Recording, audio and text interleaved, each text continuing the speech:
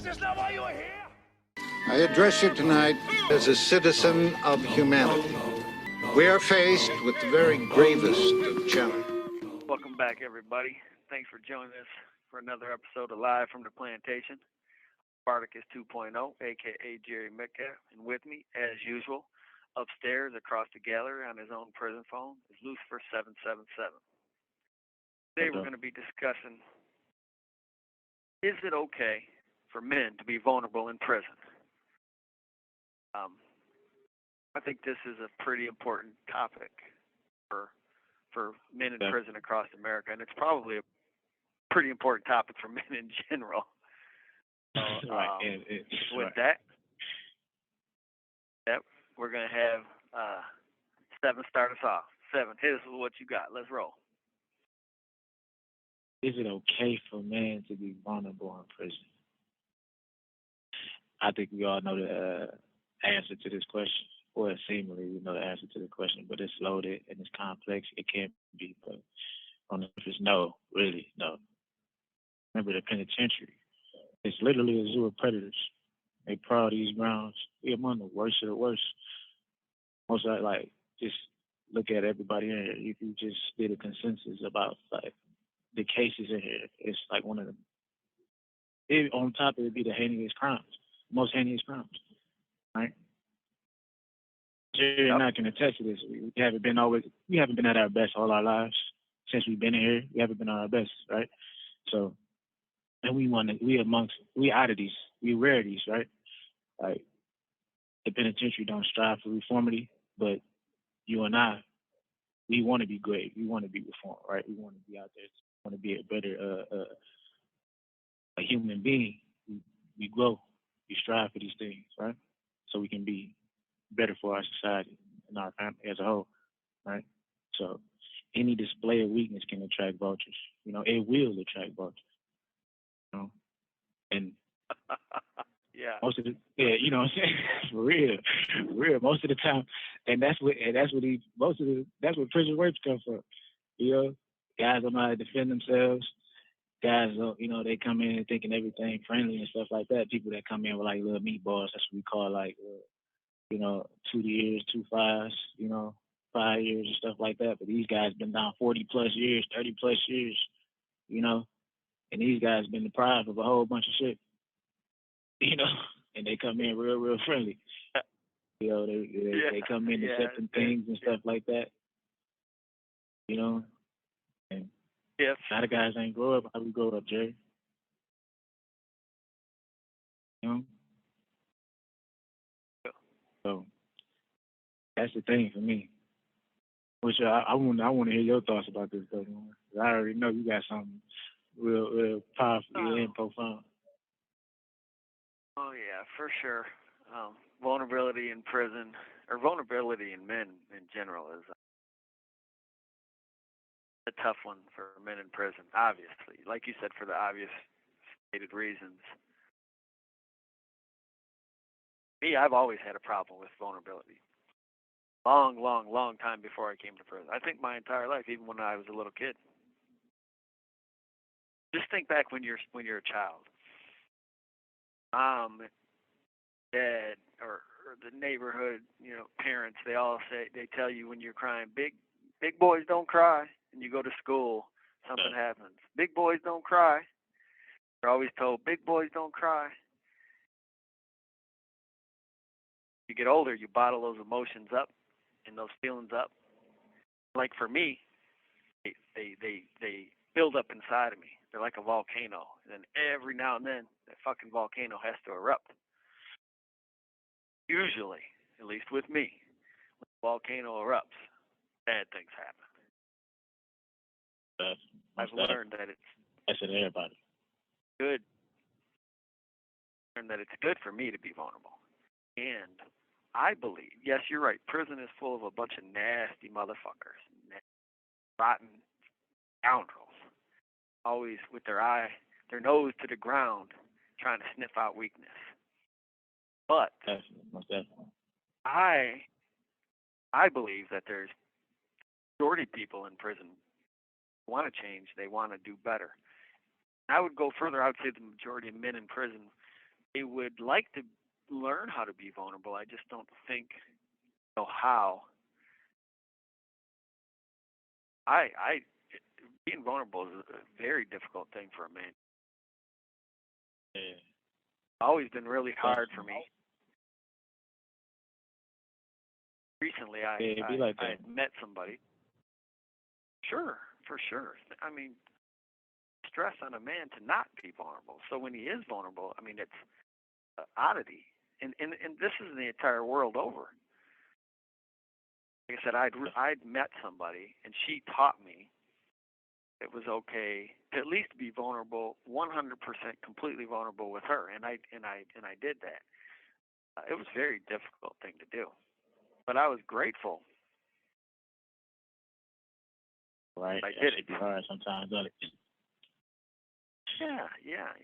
I mean, but starting off being vulnerable with her allowed me to go ahead and go over and talk to a therapist and be vulnerable with the therapist. And even though I had been working on it for a number of years, and I'd came up with all these other ways to alleviate, to keep the volcano from exploding, I would put my emotions out in art or in writing, and those things are okay too. But sometimes it's just all right to just fucking cry, Most definitely. You already know.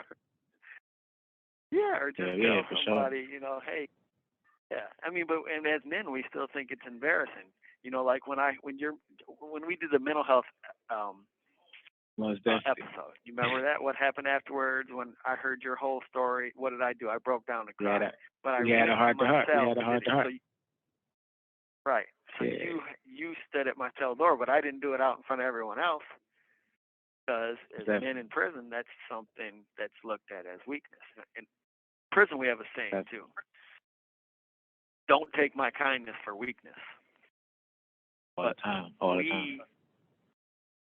Right. We register weakness in here as vulnerability as one of the major weaknesses.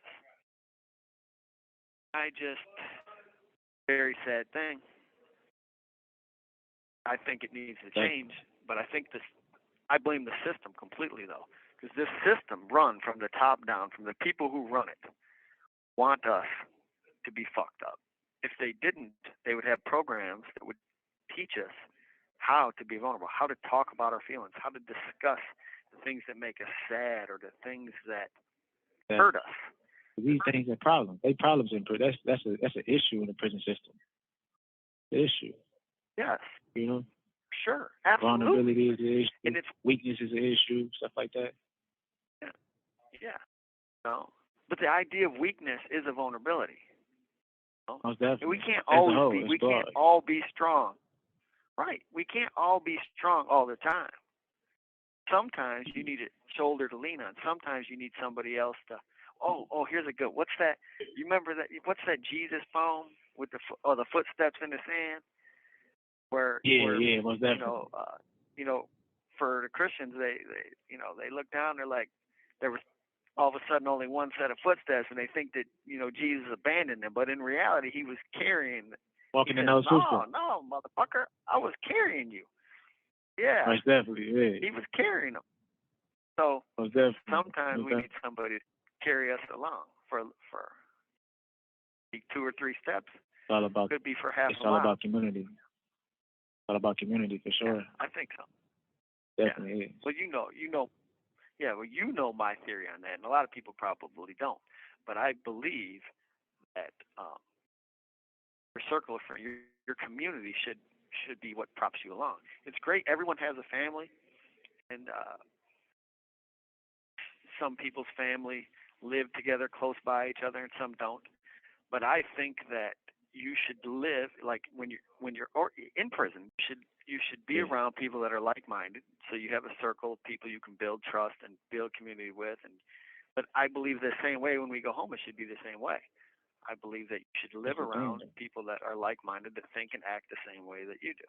I would like to be around, hang out around people who like to write and paint and do all the things that I like to do. Most definitely, buddy.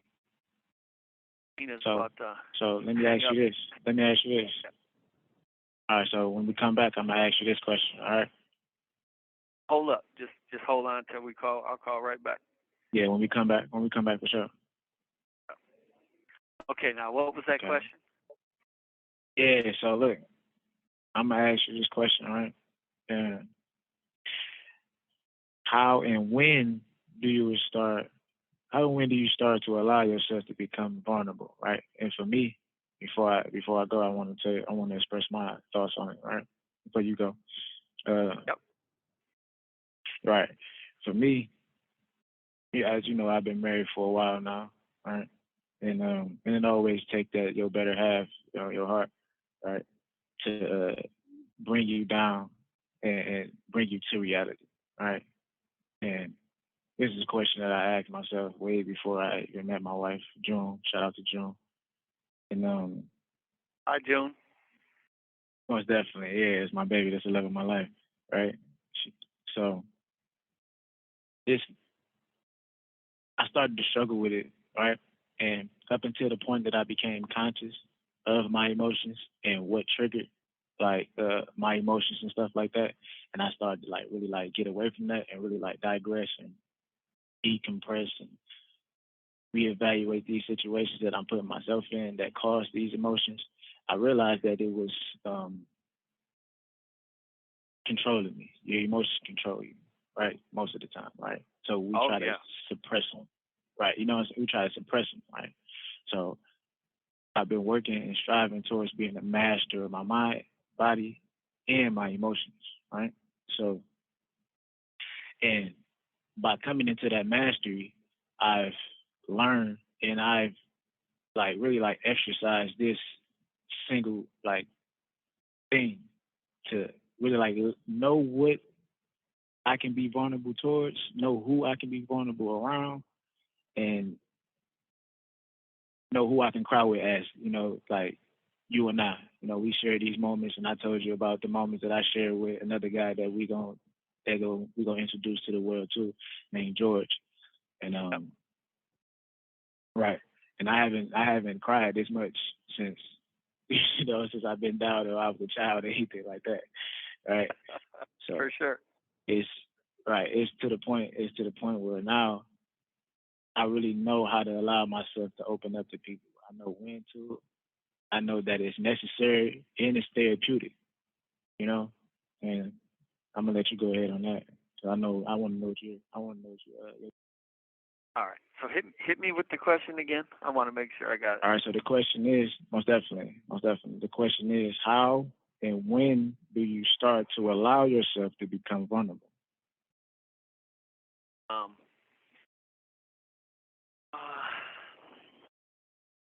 When I first came to prison, it was rough.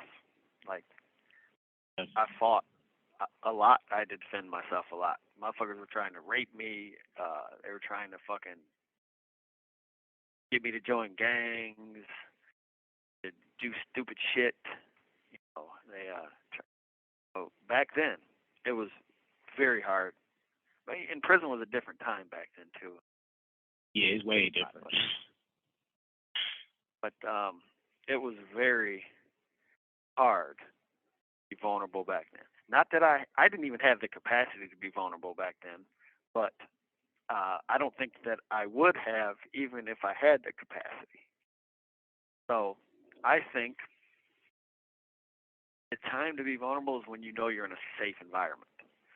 So like you said, when you know have people that you can trust. I think the key to this is learning how to teach men when to recognize they're in that environment and when to recognize they're around somebody who is just going to take that information and use it against them. Right. And being vulnerable is a very tricky thing for men. It is. Like, look at it this way. It is. In society, it's okay for a woman to see a therapist, but if a man does it, he's thought of as being soft. Right. And I read this great book, and man, it was written by a woman, and the entire book's about vulnerability. Me and my friend, the one that I was talking about, the one that showed me that it was okay to be vulnerable. We read this book together. In there, the author said that this is about men, that a lot of times our women tell us they want us to be and act vulnerable. But the moment that we do, they despise us for it because they want us to be strong protectors. And then now, at that moment, they view us as being weak. So it's like a double-edged sword for men in America. Our women want us to be vulnerable. But the moment you cry and tell them shit's spiraling out of control, they despise you. So you have to, you have to at least. That's the thing, though, right? Yeah. I had to cut you off right for a minute, but I wanted to put some little input into that, right? All right. So, is it the difference between just a glimpse of vulnerability and showing that you can display this, that you can cry and that you know that you can show your sensitive side, or as opposed to like breaking down and stuff like that? Because I don't think a woman want to see you broken, right? She want to see that you can touch your sensitive side, but you can still stand firm, you know? Yeah. Yeah, but see, why does there have to be a line there? If it's a day and I need to just break down and cry, I should be able to break down and cry. Most definitely. It shouldn't be, though. It shouldn't be. Yeah. So why are we conditioned that way, though? Why are we conditioned that way? That's because that's how society. I mean, it's just like how girls are told they have to be thin and wear makeup and do all these things, because that's what society has deemed. That's why they run these they run the commercials where all the women are thin and super sexually attractive. Then all the men are in the commercials for the men. The men are all muscled up and tough but that. Big sales. But on the inside, them girls are, feeling rotten. And the same thing with them men. They act tough and they do all these things, but in reality, on the inside, there's a little girl screaming, "Ah!" Most definitely. because what happens is, because they never allow those emotions to come out, that little girl builds up in there until she's gonna pop, and when she explodes, it's nasty. That's why I've learned, like you, mastery of emotions. See, I'm the same way, and that comes with spirituality. And I meditate all the time. It comes with I ride. For me, I ride the emotion. So like sometimes I grow really emotional when I see certain things on TV or read certain things in books, especially like if I see a father and his son or daughter and they're hanging out, because I always really wanted children, and I don't have them, and I know I'll never have them, at least not my own. Hopefully God will bless me and I'll go home and I'll find a woman that has children, and I can adopt those children to be my own. But for right now, I don't have them, and I yearn for them. I yearn for children to love and to nurture. So when I see that, I get really emotional. But I've learned to allow. So when I was younger, I would I'd wipe them and shit. Not now. I encourage them. I let them come. I let it flow. Oh, yeah. I like to have a good cry, because for a lot of my life I couldn't cry. So it's a lot of build up. It's a release of the soul too. Yeah, and you feel really good afterwards. There's a lot of dudes listening to this right now. Yeah, they're saying Jerry's a pussy. This dude's a pussy. But I already know. Every motherfucker that's ever been in the joint with me knows I am far from a pussy. Exactly. Like I said. And that's the thing, though, right? Yeah. That shit tied to, like, you cry, you just display weakness or any type of sensitivity. That shit tied to, like, oh, you can't defend yourself, or you just, right. Right. They look at you like you a carcass or something like that. You're a dead carcass. Right. Yeah. Right. But you can ask any motherfucker that's ever tried to jump on me in here how much of a pussy I am. They found out. Yeah, that's the thing, over though. Time, And I'm not. If you and me, I don't never talk about this shit. Yeah, most definitely. Most definitely. I say, man, we grew up in the trenches, man, and we hardened by that fact, and and it don't make it any better that our fathers and our father figures in our lives taught us to suppress that emotion. Taught us, even our moms said, not knowing Yeah. that it was going to be a detriment to our growth in the long run. Like when we really are faced with situations where we have to display these things, or years down the line it would potentially break us. We lost at that moment, right? So we just grasping and trying to hold on or looking for information to somebody else, and without an answer, really. But keep in mind, it's a cycle. So like I look at my father. My father is a great man. He's my best friend. I admire him. I strive to be like him. But he went through the same cycle as me. His grandfather was a man that I'd never seen cry. I've heard my dad cry one time in my entire life, and that's when I told him,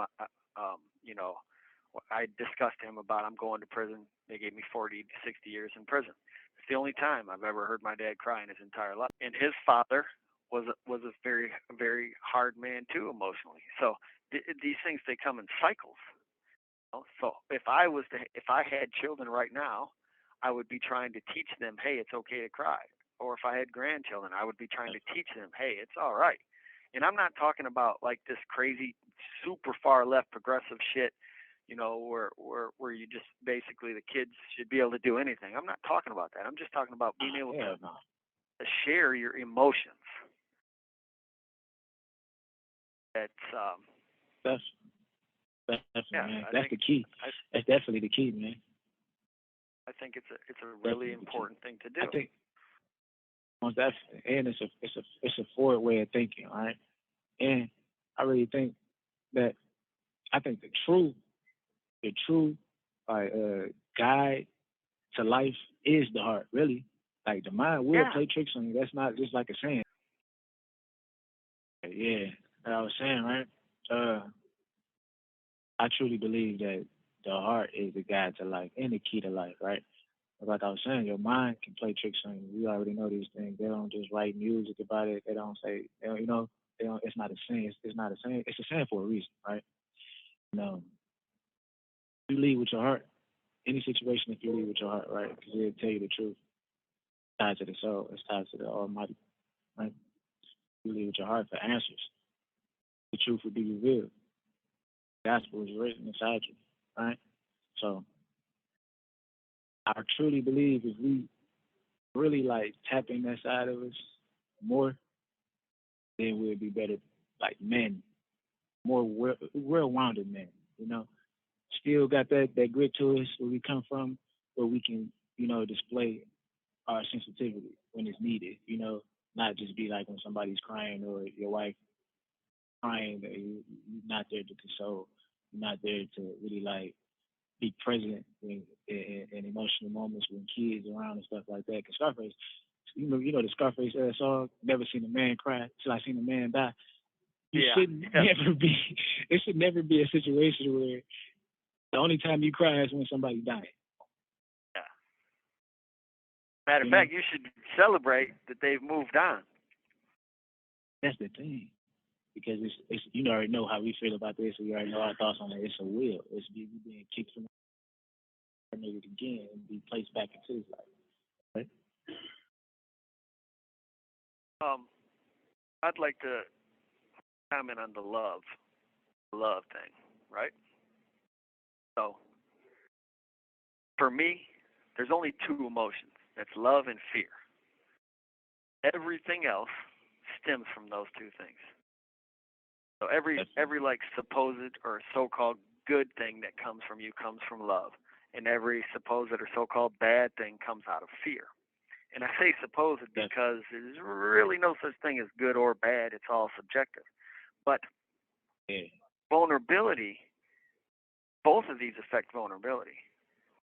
Because sometimes, as men, we don't know, we love somebody, and it's hard for us to express that love or to let it out.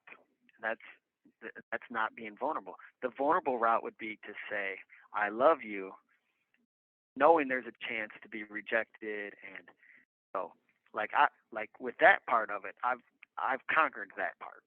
The hardest part for being vulnerable with me is the fucking fear. Fear, all the emotions inside of fear, shame, guilt, anger, all of that nasty shit comes from fear. All of those are the things that I struggle with the most when it comes to being vulnerable. I don't want to share my fears. I want to share my shames, my guilt. I force myself to. I don't want to. But if I don't, those are the things that build up in me. Even though it would be great the other way, wouldn't it? Like you build up a love bomb. Oh yeah. And boom, that explodes out. For real. Yeah. And that's the thing, though. I'm glad you said that, right? Because love does sponsor fear, right? Anything that we're attracted to, anything that we hold near and dear to our hearts, we're scared to lose every time. Yeah, right? Good one. Yes. I didn't think that. You're right. Yeah. Yeah. Most definitely. Yeah. Yep. So. Yeah. And it's just like with anything else. We fear that if we display those vulnerabilities and those sensitivities to the world around us, right? Especially if we had a higher position and we think highly of ourselves, we think that would ruin or sully our reputation. You know what I'm saying? Our reputation. So I'm glad I don't worry about that. I don't know. It's a double-edged sword, like you say. For real, when you play. Yeah. I could give a fuck less what anyone thinks. I do what I do. I do whatever makes me happy. As long as it doesn't hurt no one else. Key. That's the key, right? That's the key. Yeah. As long as you're not hurting anybody, man, you're happy. Yeah. Try to act out of love. That's why I'm glad I conquered that act out of love. I tell people all the time, man, I love you, man.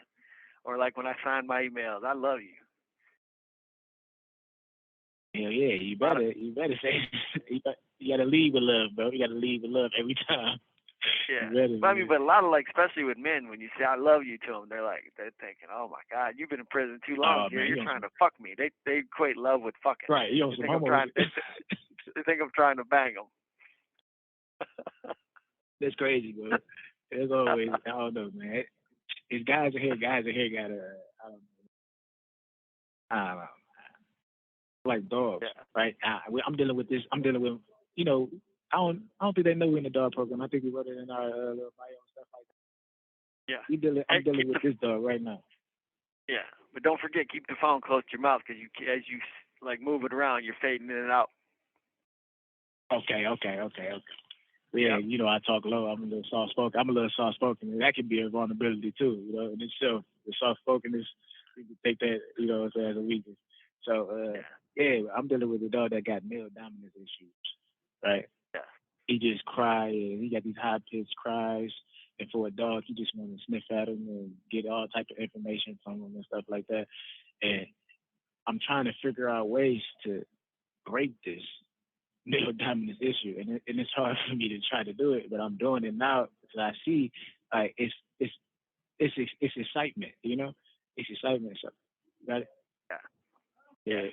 So. Well, all I can tell you, I'm reading a great book, and I'm reading on dog training right now. And we're in case we didn't mention before. Yeah, we train dogs for Paws with a Cause. PawsWithACause.com. Check them out. They're a great nonprofit. Their main goal is to try to give every autistic dog in the United States, every autistic child in the United States a therapy dog. So, you got to reward. You keep rewarding dogs everything it does right. Dogs are like humans. Not been trying. Punishing them doesn't really work long term. That's and a lot of times dogs are also like humans, where they'll grow. These dogs we have, they're young. They'll grow out of things. Like humans. Humans, we age out of crime, for example. But so many men are.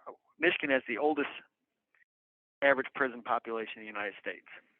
Most people age out of crime around the age of 30, and the average convict in Michigan is like 40-some years old now. So Just goes to show you that. Right. Sometimes even the government can't figure shit out. So if you can't figure it out, don't sweat it. They got hundreds of thousands of people and millions of dollars, and they can't figure it out. So. Right. And they even put forth the effort to. Most of these guys that sit here, man, have been locked up for 14, 15, 16, 17, and been down 40 plus years. Yeah. Sure. I mean, jobs. Yeah, it's jobs. A way to waste tax dollars. Literally, that's where the term, the prison industrial complex, comes from, because all the money, all these companies, they're like parasites. They siphon off the government's abuse of its own people. But when they figured out, we can keep people in prison really long time, and a lot of companies can make money, and then us, the lawmakers, we can go on these vacations to the Bahamas and do all these other things, thanks to these companies. You knew we were fucked. Definitely. The small people are fucked. Yeah. I'm surprised it ain't using to the point. That money to try to put. Yeah. Go ahead. I'm surprised it ain't to the point where they're just not riding around in vans and loading up all the mentally ill homeless people and throwing them in prison too for no fucking reason. We'll get there if we allow it. That's where they want to go. Definitely. Instead of putting all that money into like rehabilitative, means and therapy sessions and teach us how to deal with these emotions and stuff that we've been left bottled up, they rather, keep us in here for longer determined time periods, terms, and really like just profit off our backs. The guy, the CAA, the director of correctionals, I forgot what the acronym was, but it's corrections director overall for privatized prisons.